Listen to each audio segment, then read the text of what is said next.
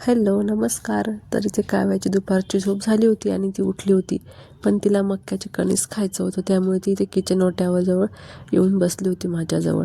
आणि मग ते भाजेपर्यंतसुद्धा तिला दम नव्हता. तर तिला मी खाली घेतलं आणि तिला म्हटलं, थांब तू, मी तुला पटकन भाजून देते. तर तिला भाजून दिलं तरीसुद्धा तिची अशी मध्ये मध्ये लुडबुड सुरू होती. लेकरांचं कसं असतं, जोपर्यंत देत नाही तोपर्यंत त्यांचं मध्ये मध्ये काही ना काहीतरी चालूच असतं. तिने खाल्लं आणि त्यानंतर मग परत मी बाहेर गेले की लगेच माझ्या मागे आली, कपडे काढायला गेली. तीसुद्धा मी जे काम करते तेच ते काम मग ती करत असते आणि माझ्यासारखंच काही ना काही तिला करायचं असतं. मी जे काम करेल तेच तिला करायचं असतं. त्यानंतर ती घरात आली आणि परत गाडीवर बसून तिचे ते दाणे खाणं चालू होते. त्यानंतर मी माझा चहा बनवला आणि चहा घेतला. आणि सर्दी असल्यामुळे बऱ्याच दिवसापासून तब्येत ठीक नव्हती, त्यामुळे व्हिडिओ माझे काही बनवणेच झाले नाही. आता मी इथे बनवायला घेतली मेथीची भाजी, कारण भाजी खूप सारी होती. तर म्हटलं आज कोरडी भाजी बनवूया.